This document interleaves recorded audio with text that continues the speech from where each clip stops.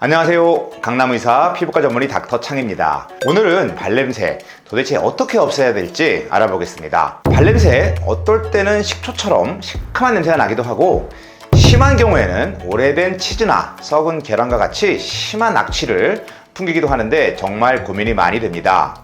우선 발냄새의 원인은 무엇일까요? 우리 피부에 있는 다양한 세균과 진균 때문입니다. 피부에 있는 땀, 노폐물, 각질 등 다양한 물질들을 분해 대사시키면서 나오는 대사 산물들이 그 냄새의 원인이 됩니다. 그런데 땀이 많이 나서 축축하게 습하고 각질이 불어나는 환경이 되면 이러한 세균들의 증식과 대사가 더욱 활발해지는 조건이 되면서 냄새가 심해지게 되는 것이죠. 대표적으로 발냄새가 엄청 심한 소화각질 융해증이라는 세균성 피부 질환이 있습니다. 땀이 많아서 축축한 환경이 되면 각질층이 부드러워지고 두꺼워지는데 세균들이 잘 자라나고 이러한 각질을 분해하면서 피부에 분화구 같은 작은 구멍을 만들어서 발바닥에 구멍이 뽕뽕뽕뽕 뚫린 듯한 모습을 보이게 됩니다.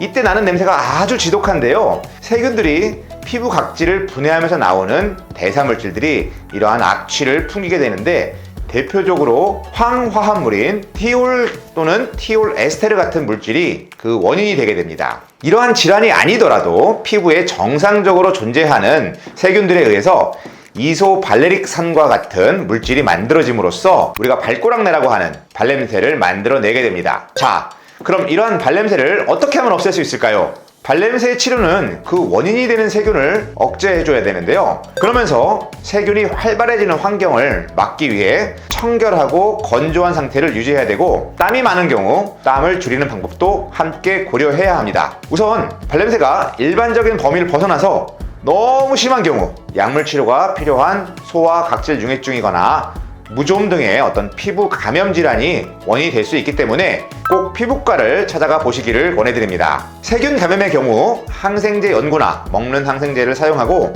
무좀과 같은 곰팡이, 즉 진균 감염의 경우에는 무좀 연고를 바르셔야 됩니다. 보통 세균 감염과 무좀이 복합되어 있는 경우도 많이 있기 때문에 피부과 전문의 진료를 받는 것을 권해드리고요. 그럼 이렇게 병원에서 약물 치료까지 할 정도는 아닌 경우라면 세균의 증식과 활동을 줄일 수 있는 발의 환경을 만드는 것을 우선 시도해 보시기 바랍니다. 발을 잘 씻어서 깨끗한 상태로 유지하고 잘 말려서 건조한 상태를 유지하는 것이 중요합니다. 다들 발 잘 깨끗이 씻고 계신가요? 발냄새가 많이 나는 분들은 혹시 발을 씻을 때 세정제 없이 물로만 씻진 않는지,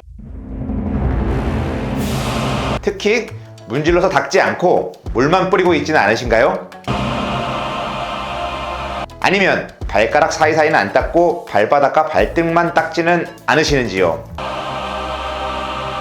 발을 씻을 때 물로만 씻거나 대충 씻으면 발냄새의 원인이 되는 물질이 잘 제거가 되지 않습니다.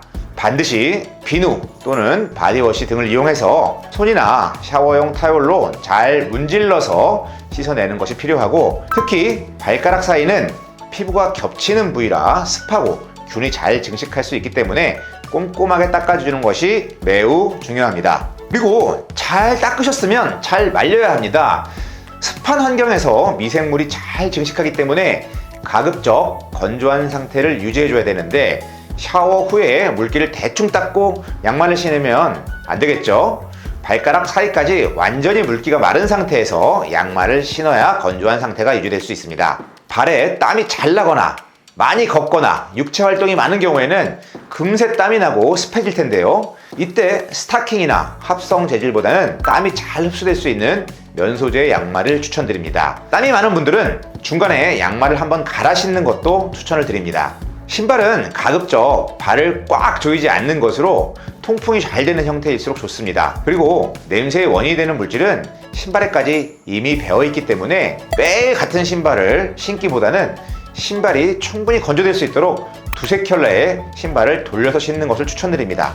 특히 신발을 신고 활동을 오래 하시는 분들일수록 신발을 두세 켤레로 갈아 신을 것을 추천드리고요. 양말과 신발은 세탁 후에 잘 말리는 것이 중요한데요. 건조기나 햇빛에 잘 말려서 미생물을 제거하고 잘 마를 수 있도록 해야 됩니다. 다음으로 사용할 수 있는 방법으로는 시중에 다양한 신발 냄새 제거제가 나와 있습니다. 어떤 파우더 형태나 스프레이 타입이 있어서 신발이나 신발장에 사용하실 수 있겠습니다. 다만 액체로 된 제품은 젖은 상태로 신게 되면 오히려 발냄새를 악화시킬 수 있기 때문에 완전히 마른 후에 신으셔야 합니다.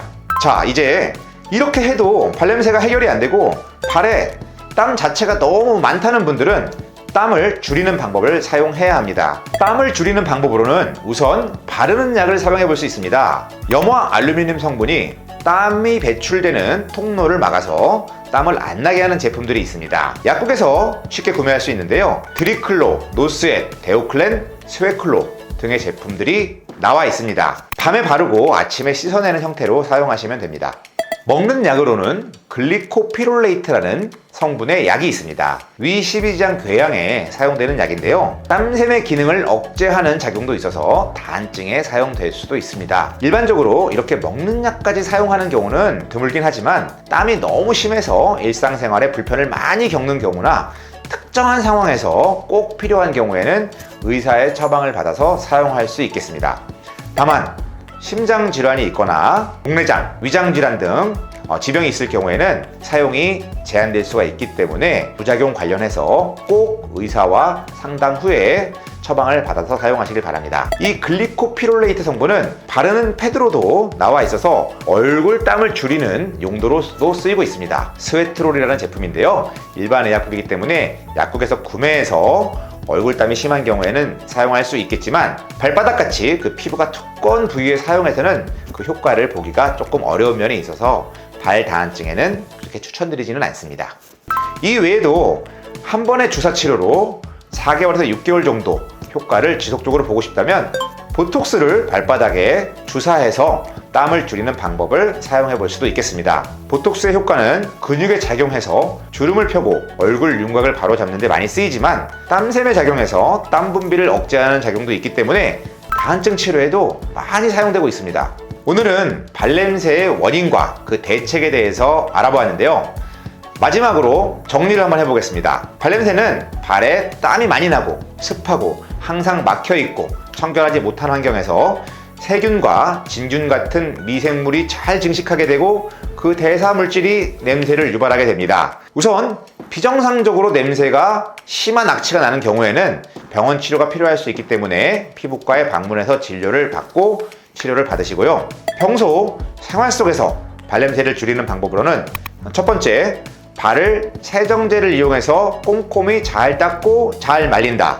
두 번째, 양말과 신발에 땀과 냄새가 오래 배어있지 않도록 땀 흡수가 잘 되는 것으로 잘 갈아 신고 잘 건조해주고 필요하면 탈취제를 사용한다. 세 번째, 땀 분비를 줄여주는 약물 치료나 보톡스 치료를 고려해본다.